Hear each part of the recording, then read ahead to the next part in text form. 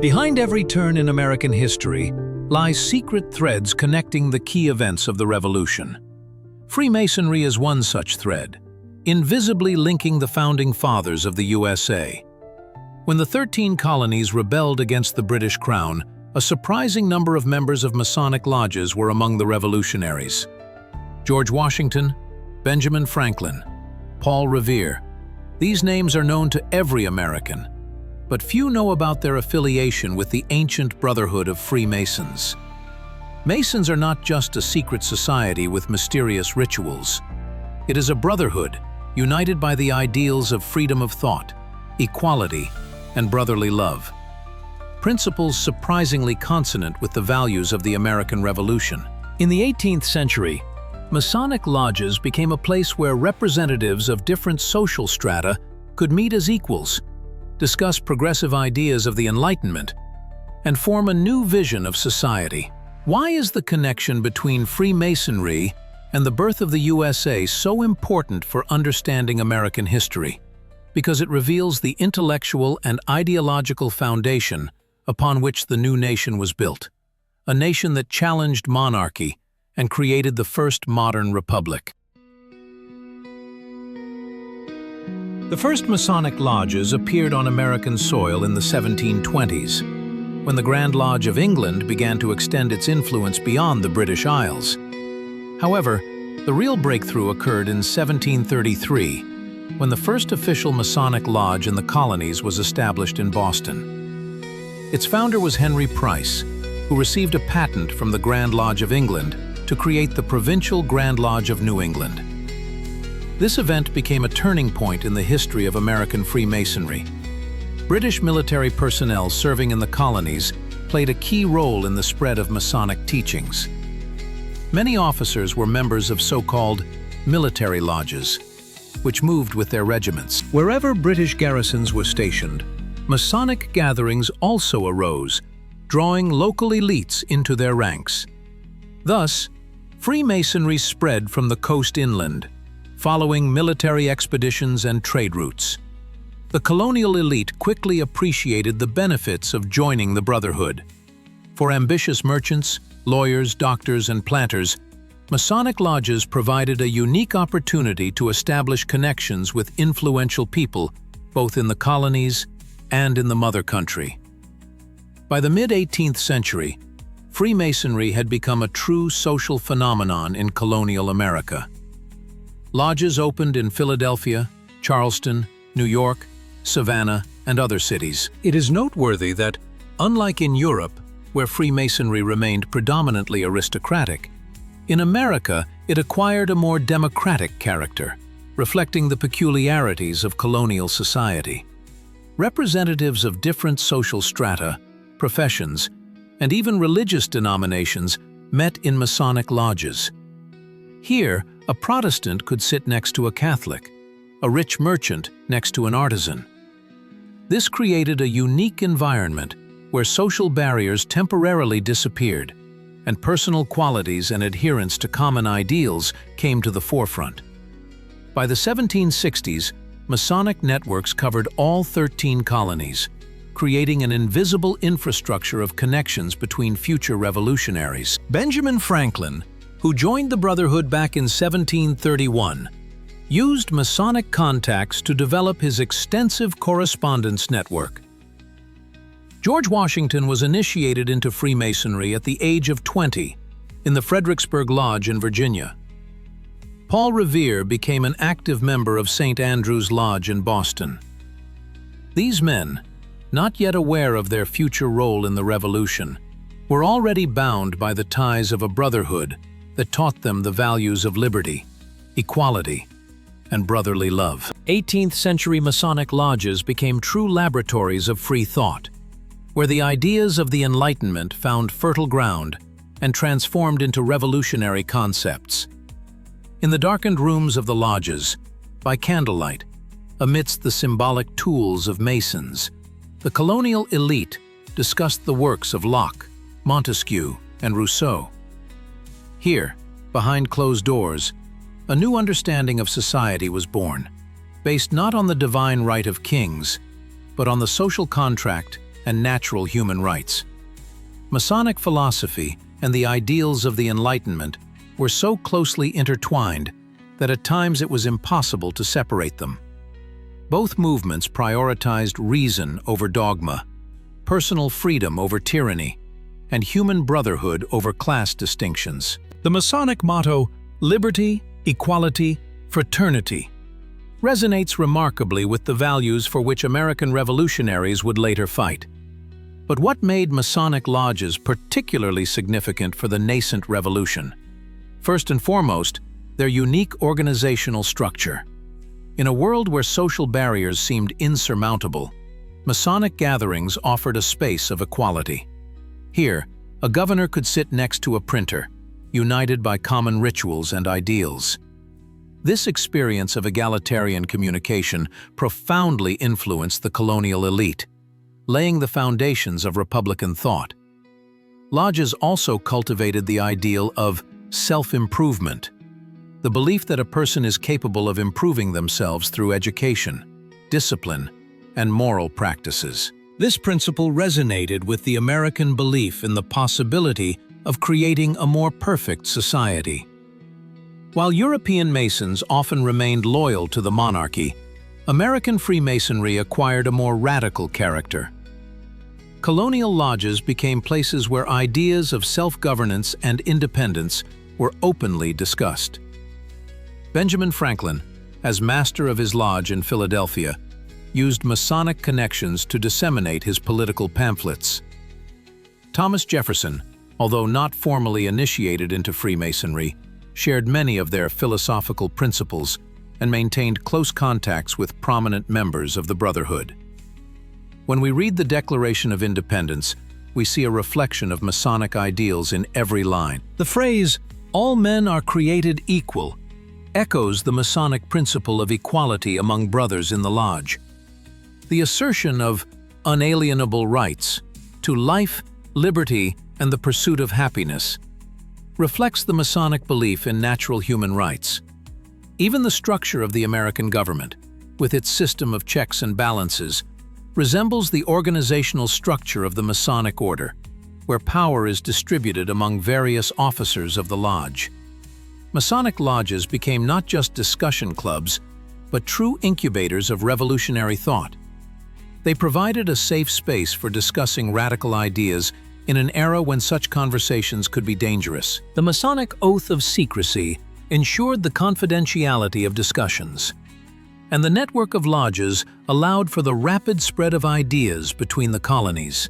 In 18th century revolutionary America, when British authorities controlled official channels of communication, Masonic networks became an invaluable resource for colonial resistance.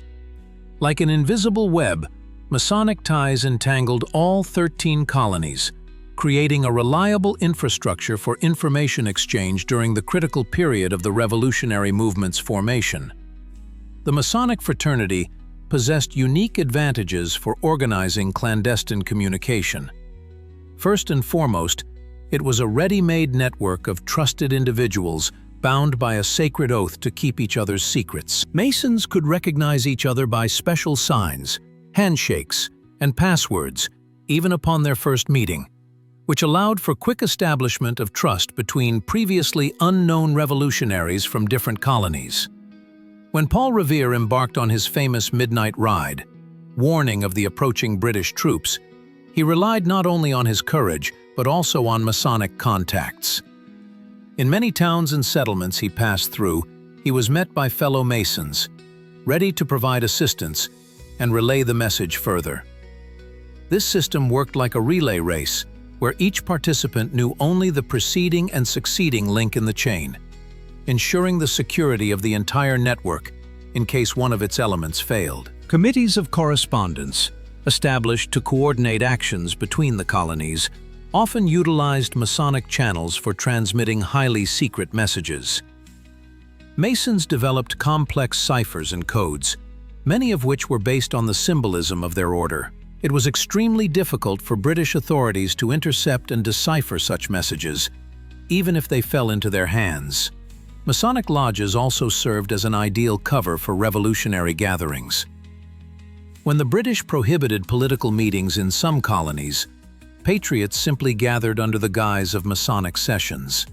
To outsiders, it looked like an ordinary fraternity meeting, while behind closed doors, plans for resistance against the crown were discussed. Masonic merchants and sailors played a special role in the communication network. Their profession required constant travel between colonies and across the ocean, making them ideal couriers. A Masonic ship captain could deliver a secret message to his lodge brother in another port, bypassing official mail and customs inspections. Benjamin Franklin, being both a high-ranking Mason and the postmaster of the colonies, effectively created a parallel postal system that continued to function even after his resignation from his official post. This system allowed patriots to exchange information even after the British gained control over colonial mail. December 16, 1773, forever entered American history as the day when the colonists committed a daring act of defiance against the British Crown. The Boston Tea Party was not just a protest against the metropolis's tax policy, but an event shrouded in Masonic mystery. On the evening of that day, about 60 people, disguised as Mohawk Indians, boarded 3 British ships in Boston Harbor and dumped 342 chests of tea into the water. This symbolic gesture became a turning point on the path to revolution. But what lies behind this event? Who were these people, hiding their faces under Indian paint? Historical evidence points to a striking fact. Many of the participants in the Boston Tea Party were members of St. Andrew's Masonic Lodge, one of the most influential in colonial Boston. This lodge met at the Green Dragon Tavern, which contemporaries called the headquarters of the Revolution. It was in this building that a regular lodge meeting was held on the eve of the Tea Party.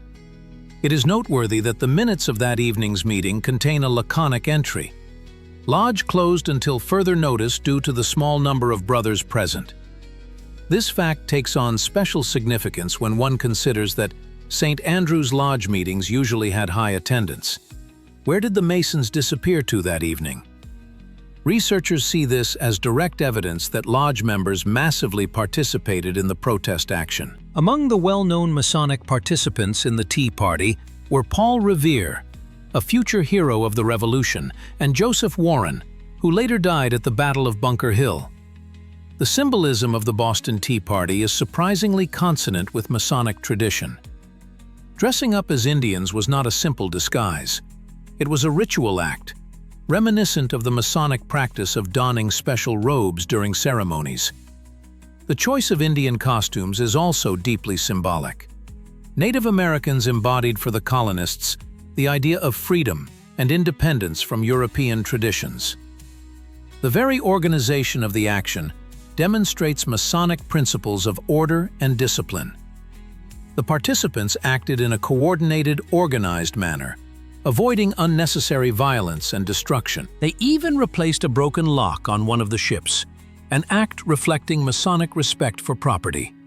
Tea was the sole target of the protesters. No other goods were damaged. Such selectivity and self-control are characteristic of Masonic ethics. The Boston Tea Party became not just a political act, but also a powerful symbolic gesture. The dumping of tea into the harbor waters can be interpreted as a Masonic ritual of purification, the cleansing of American soil from the symbol of British tyranny. Water in Masonic tradition is often associated with purification and renewal. It is noteworthy that after the action, the participants meticulously swept the decks of the ships, leaving no trace of disorder. Another gesture consonant with Masonic principles of order and purity. At the heart of the American Revolution, in the halls of the Continental Congress, Masonic ideals and connections played a decisive role.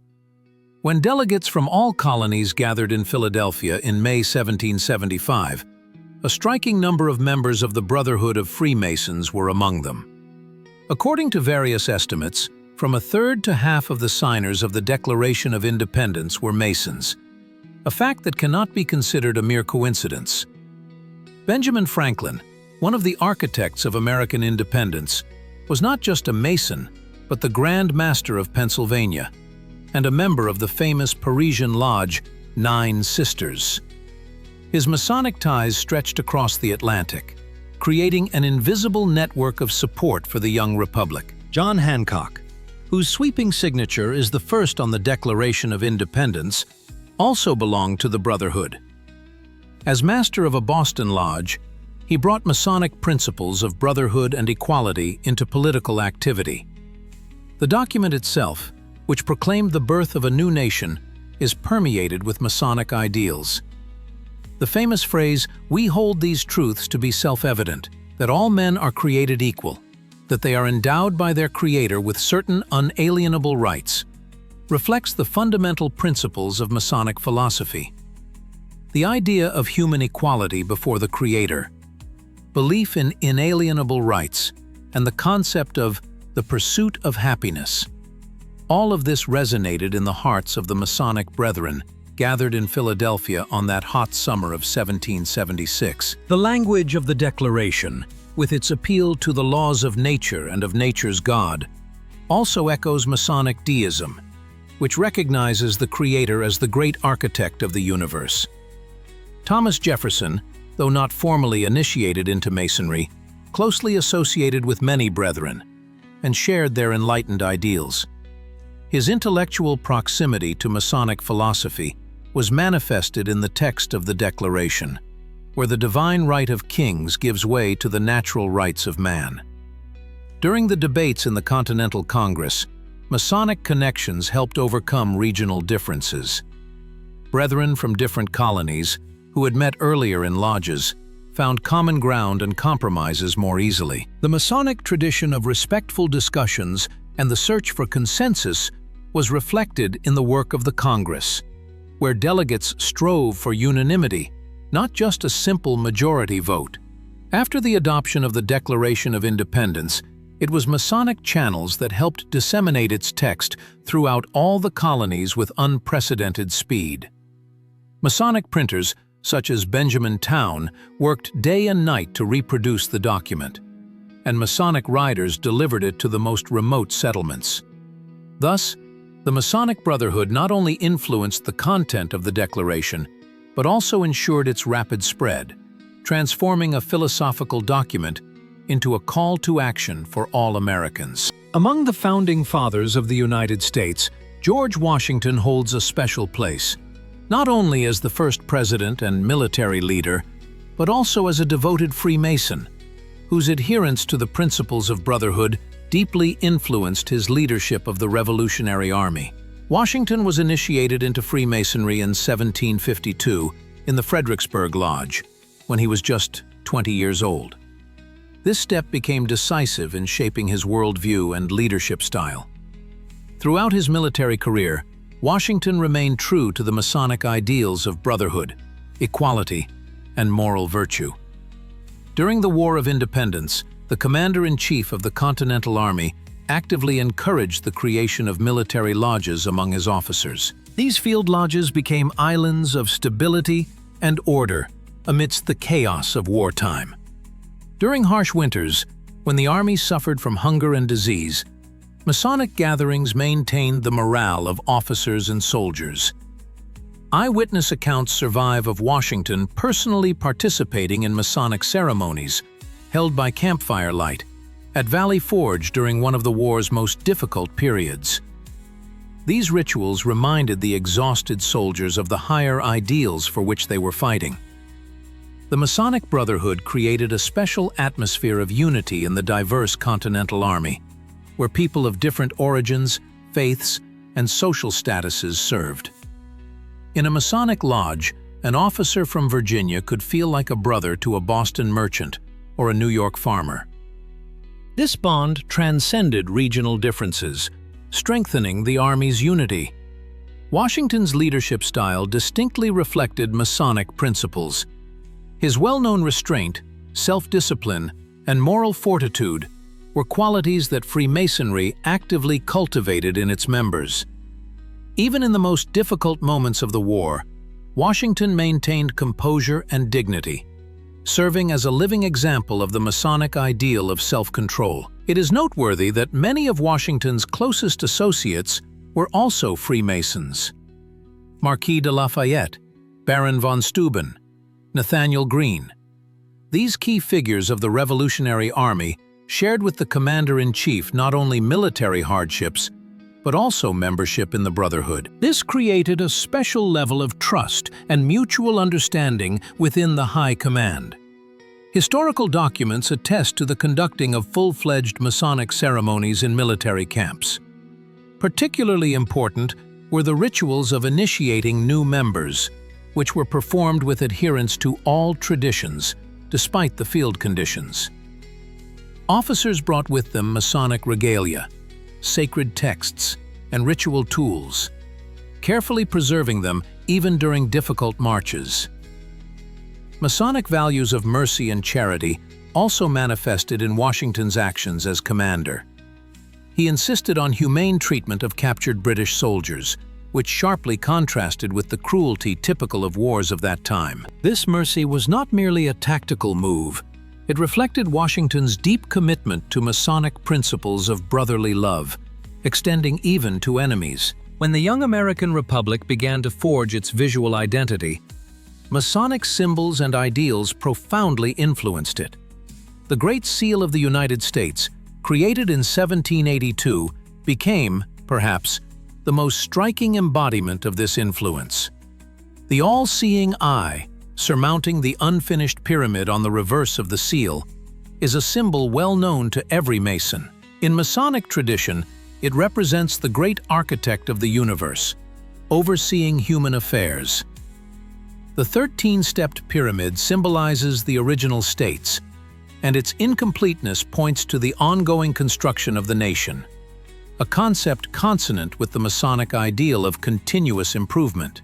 The Latin motto, Novus Ordo Seclorum, New Order of the Ages, reflects the Masonic belief in the possibility of creating a more perfect society based on reason and virtue. Even the American eagle on the obverse of the seal carries a Masonic subtext. The number 13, repeated in the number of stars, stripes, arrows, and olive branches, holds special significance not only as the number of the original states, but also as a sacred number in Masonic numerology.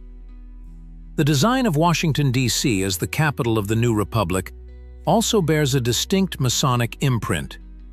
Pierre L'Enfant, a French architect and Mason, created a city plan replete with Masonic symbolism. The network of diagonal avenues intersecting the rectangular street grid forms geometric figures resembling Masonic symbols: the compass, the square, and the pentagram.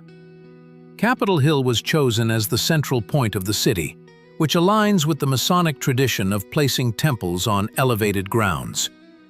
George Washington himself, being a Mason, personally participated in the cornerstone laying ceremony of the Capitol in 1793. The ceremony was conducted in full accordance with Masonic ritual. Washington was dressed in a Masonic apron, embroidered by the Marquis de Lafayette, and used Masonic tools: a silver gavel, a square, and a plumb bob. Early American coins also carry Masonic symbolism. The first silver dollar, minted in 1794, depicted a female figure with flowing hair, a symbol of liberty that can be interpreted as a Masonic image of Minerva, the goddess of wisdom. The six-pointed stars surrounding the eagle on early coins also have a Masonic origin. Even the famous design of the dollar bill, created much later in the 20th century, retained the Masonic symbolism of the Great Seal. Statues and monuments from the early period of the American Republic abound with Masonic symbols. Many depict Washington and other founding fathers in Masonic regalia, or with attributes of the fraternity. These visual reminders of Masonic influence were intended to reinforce in the minds of citizens the connection between the ideals of the Republic and the principles of fraternity. Masonic symbols became such an integral part of American identity that most citizens ceased to perceive them as something alien or mysterious. They organically wove themselves into the visual language of the nation, reflecting the deep connection between Masonic ideals and American values of freedom, equality, and brotherhood. In the summer of 1787, 55 delegates gathered in Philadelphia for the Constitutional Convention, tasked with creating a new system of government for the young republic. Among these outstanding minds of their time, no fewer than 20 were active Freemasons. George Washington, who presided over the convention, Benjamin Franklin, the oldest of the delegates, Rufus King, John Blair, John Dickinson, all belonged to the Brotherhood of Freemasons. This is not just a statistical coincidence, it is evidence of the profound influence of Masonic thought on the architecture of American statehood. The Constitution, born in the heated debates of that summer, bears a distinct imprint of Masonic principles. The system of separation of powers into executive, legislative, and judicial branches remarkably resembles the structure of a Masonic lodge's governance, where power is distributed among the worshipful master, the senior warden, and the junior warden. Just as these officers in a lodge balance each other's influence, so too in the constitutional system does each branch of government check the others. The principle of federalism, the division of powers between the central government and the states, also resonates with the Masonic organizational structure, with its system of grand and subordinate lodges. In Freemasonry, local lodges retain significant autonomy while recognizing the authority of the Grand Lodge in certain matters, just as states retain sovereignty while submitting to federal authority in strictly defined areas. The Bill of Rights, added to the Constitution shortly after its ratification, reflects Masonic adherence to personal liberty, freedom of religion, speech, assembly. All these rights were sacred to Masons long before the American Revolution. In Masonic lodges, one could freely express opinions without fear of persecution, a principle that became a cornerstone of American democracy. Masonic delegates played a key role in achieving the Great Compromise between large and small states. Benjamin Franklin, whose Masonic experience taught him the art of finding consensus, proposed a solution that satisfied both sides. A bicameral legislature where one chamber represents states proportionally to population, and the other on an equal basis. This compromise saved the convention from collapse and laid the foundation for American legislation. James Madison, though not formally a Mason, worked closely with his delegate brethren and shared many of their ideals. His concept of checks and balances echoes the Masonic principle of balance, symbolized by the scales, one of the important Masonic symbols. The very ceremony of signing the Constitution on September 17, 1787, resembled a Masonic ritual. The delegates lined up in a specific order to affix their signatures to the document, starting with George Washington.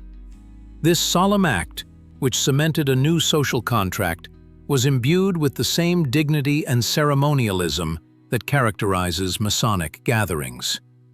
After the adoption of the Constitution, Masonic networks played an important role in the campaign for its ratification.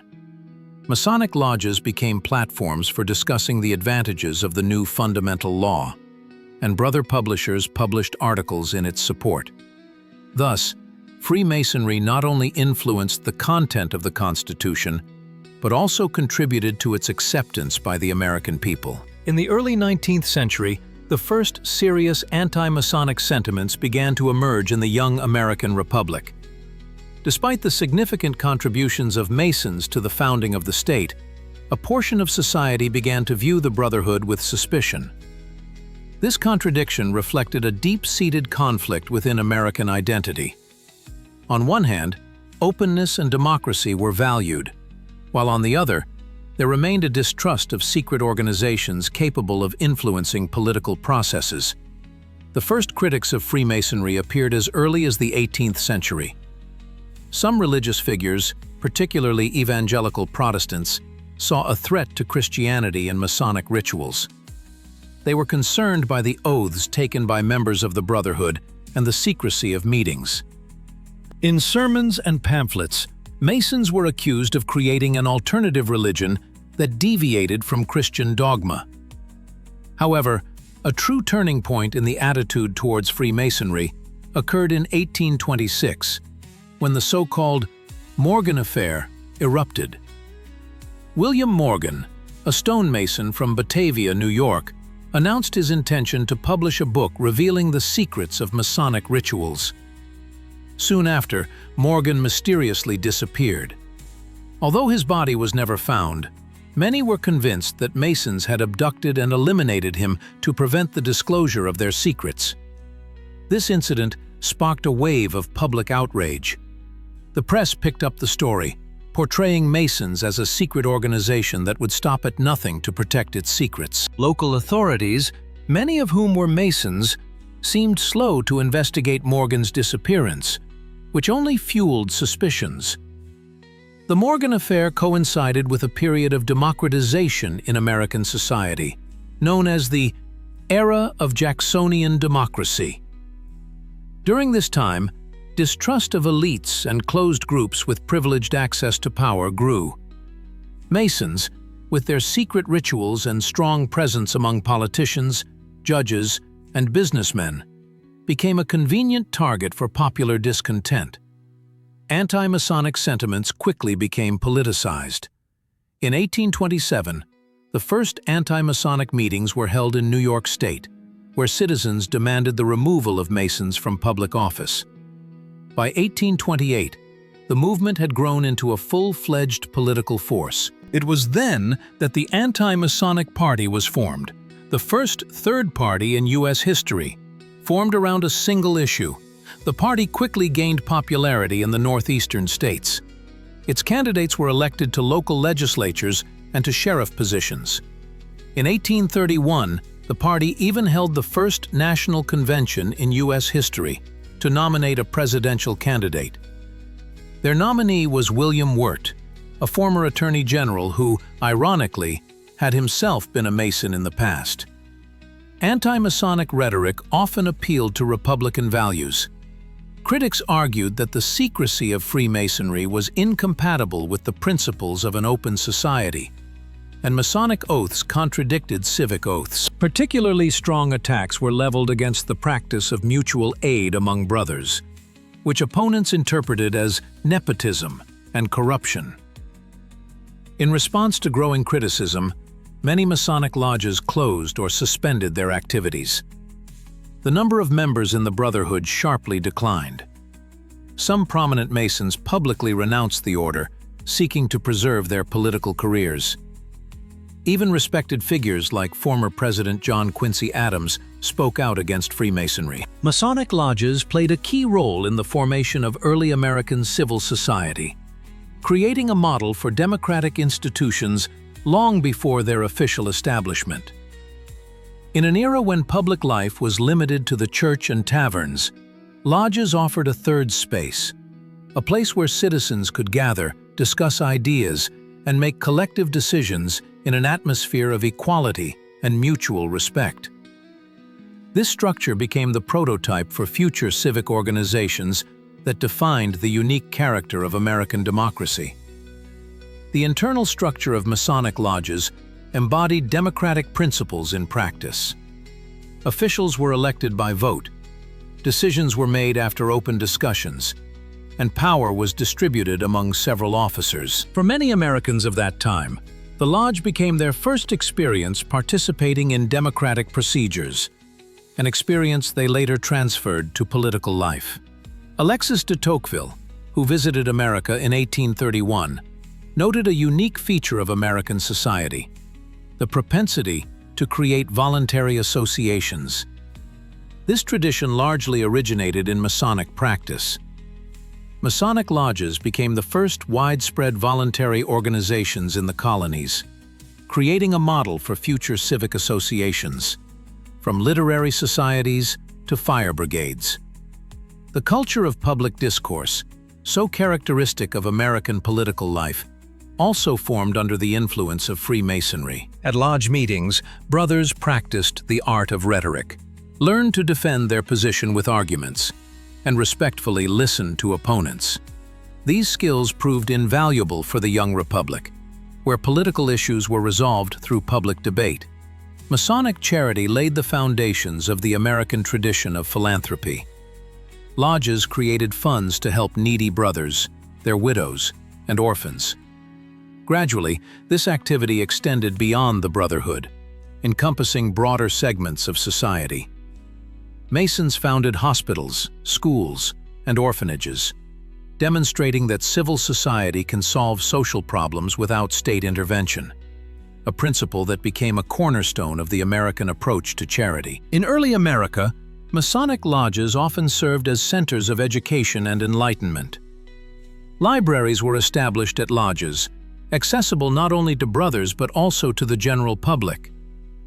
Masons organized public lectures on science, philosophy, and history, disseminating knowledge in a society where formal education remained the privilege of a few. This educational activity contributed to the formation of an informed civil society, a necessary condition for the functioning of democracy. The principle of religious tolerance practiced in Masonic lodges significantly influenced the American model of separation of church and state. In an era when religious affiliation often determined social status and political rights, Masonic lodges accepted people of different faiths, emphasizing that religious differences should not hinder civic unity. This approach was reflected in the constitutional prohibition of establishing a state religion and guarantees of freedom of worship. In the young American Republic, Freemasons became a driving force behind educational progress, establishing institutions that laid the groundwork for the nation's intellectual development. The fraternity's commitment to Enlightenment ideals naturally led them to support education as key to creating a virtuous civil society. Many of the first American colleges and universities were founded with active Masonic participation or received significant support from them. Harvard University, the oldest in the United States, though established before the heyday of American Freemasonry, received substantial support from the Brethren in the post-revolutionary period. John Hancock, a prominent Mason and signer of the Declaration of Independence, as president of Harvard's Board of Overseers, directed significant personal funds toward the university's development. The College of William and Mary in Virginia, the nation's second oldest institution of higher learning, had close ties to Freemasonry through its trustees and presidents. Many of them, including James Blair himself, the college's founder, were active members of the fraternity.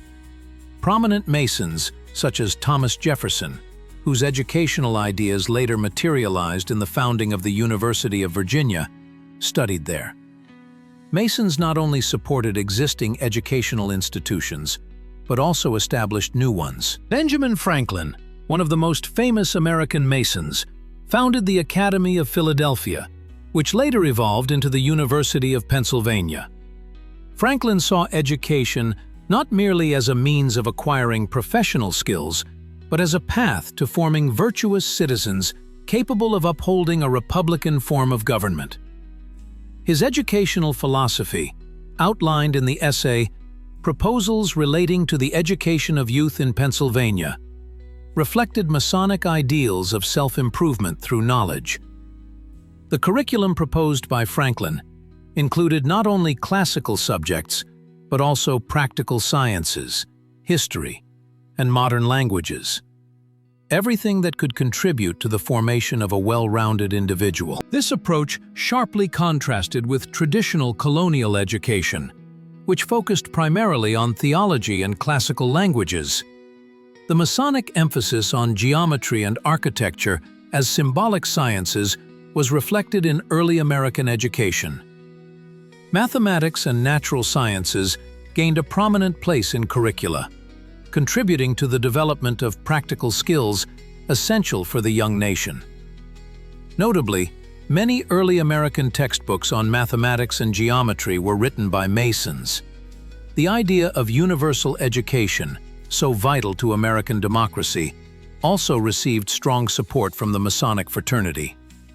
Thomas Jefferson, though not formally initiated into Freemasonry, shared many of their ideals and maintained close ties with the fraternity. His bill for the general diffusion of knowledge in Virginia proposed creating a system of elementary schools accessible to all free children, regardless of their social standing. This idea, revolutionary for its time, reflected the Masonic belief in education as a path to personal and public liberty. In many towns and settlements, Masonic lodges pioneered public education, opening schools long before the establishment of a state education system. The Brethren often donated land and buildings for schools, funded teachers' salaries, and provided scholarships to talented students from low-income families. Masonic libraries, initially created for the Brethren, gradually became accessible to the wider public, transforming into the first public libraries in many American cities. These collections of books, containing works on philosophy, science, history, and literature, became intellectual centers of communities. The idea of self-improvement through knowledge, central to Masonic philosophy, deeply penetrated American educational tradition. Education was seen not merely as the acquisition of practical skills, but as the moral and spiritual development of the individual. This approach, characteristic of Freemasonry, became fundamental to American educational philosophy, maintaining its influence to this day. The revolution that created the United States was not an isolated American phenomenon. It had a powerful international dimension, largely ensured by Masonic connections. When the 13 colonies challenged the mighty British Empire, they desperately needed support from abroad. It was here that the Masonic Brotherhood played one of its most significant, yet little-known roles. Benjamin Franklin, sent to Paris in 1776 as a diplomatic representative of the young republic, used Masonic connections with unprecedented effectiveness. As a respected high-degree Mason, he quickly found common ground with his French brethren. Franklin was admitted to the famous Parisian lodge, Les Neuf Sœurs, the Nine Sisters, which united France's intellectual elite. Among its members were Enlightenment philosophers, aristocrats, and influential politicians, precisely the people whose support was essential for the American Revolution. In the salons and Masonic temples of Paris, Franklin charmed the French elite. He skillfully played the role of the American sage, a simple yet profound thinker from the New World. His modest Quaker suit and refusal to wear a wig in an era of powdered hairstyles created an image of Republican simplicity that contrasted with the luxury of the French court. Behind this carefully constructed image lay serious diplomatic work conducted through Masonic channels. Masonic gatherings gave Franklin access to influential figures, bypassing official diplomatic protocols. In the lodges, he met with people close to the French government, in an atmosphere of fraternal trust. Here, among equals, the American envoy could speak frankly about the needs of the revolution and find understanding. Marquis de Lafayette, who played a key role in securing French support for the American Revolution, was also a Mason. His decision to go to America and fight for the cause of liberty was made not without the influence of Masonic ideals and connections. In America, Lafayette quickly bonded with George Washington, not only through military camaraderie, but also through Masonic brotherhood.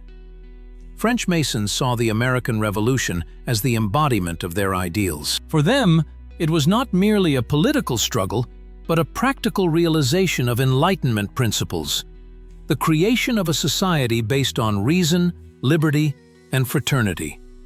Therefore, many of them actively lobbied for support for the American rebels at the court of Louis XVI, despite the apparent paradox: a monarchy aiding a republican revolution. In 1778, when France officially recognized the independence of the United States and formed an alliance with them, Masonic connections played an important role in creating a favorable public opinion. French newspapers, many of which were published by Masons, presented the American struggle in a heroic light. This helped ensure popular support for the government's decision to enter a costly war on the side of the Americans. When studying the history of the American Revolution, it is important to maintain a critical perspective on the role of Freemasonry in these events. There is a fine line between historical facts and conspiracy theories, one that is easily crossed in pursuit of sensational explanations. Yes, many of the Founding Fathers were Masons, and Masonic ideals did indeed influence the formation of American statehood. However, transforming Freemasonry into the main driving force of the revolution would be a serious distortion of historical reality. Methodological problems in studying secret societies create fertile ground for speculation. Masonic archives from that period are fragmentary. Many documents were lost or intentionally destroyed during the anti-Masonic campaigns of the 19th century. The lack of complete documentation creates the temptation to fill in the gaps with dramatic assumptions. Historians often face the difficulty of distinguishing between the personal convictions of Masons and the official position of the lodges. The fact that George Washington was a Mason does not mean that his military and political decisions were dictated by the lodge. His Masonic affiliation was only one of many factors that shaped his worldview. Conspiracy theories about a Masonic plot emerged almost simultaneously with the American Revolution. As early as the 17th century, publications appeared attributing a secret plan for world domination to Masons. These theories gained new momentum after the French Revolution, when conservative thinkers such as Augustin Barruel accused Masons of undermining monarchies and traditional social order. Similar views also permeated American discourse, especially during periods of anti-Masonic sentiment. However, an objective examination of historical evidence makes it clear that Masonic influence on the American Revolution, though significant, was neither comprehensive nor decisive. Freemasonry was one of many intellectual and social currents that shaped the Revolutionary era.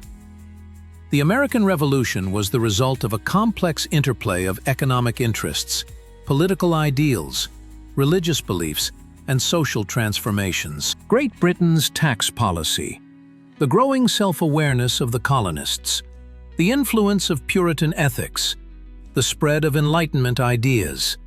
All these factors played no less important a role than Masonic connections. A balanced assessment of the Masonic contribution requires recognizing its significance without exaggeration. Masonic lodges indeed created a space for discussing progressive ideas and forming social networks among future revolutionaries. They contributed to the spread of Enlightenment ideals and provided an organizational model for new civic institutions. However, Freemasonry was not a monolithic force dictating the course of history. American Masons often disagreed on political issues. Some supported the revolution, while others remained loyalists. Masonic lodges did not have a single political program and did not control the actions of their members outside of ritual meetings. The real historical value of studying Masonic influence lies in understanding the intellectual and social networks through which revolutionary ideas spread. Freemasonry provided a language of symbols and concepts that helped formulate and express a new vision of society. It created a model of civic associations that became the foundation of American democracy. But the revolution was the work not only of Masons, but of the entire American people, fighting for freedom and independence.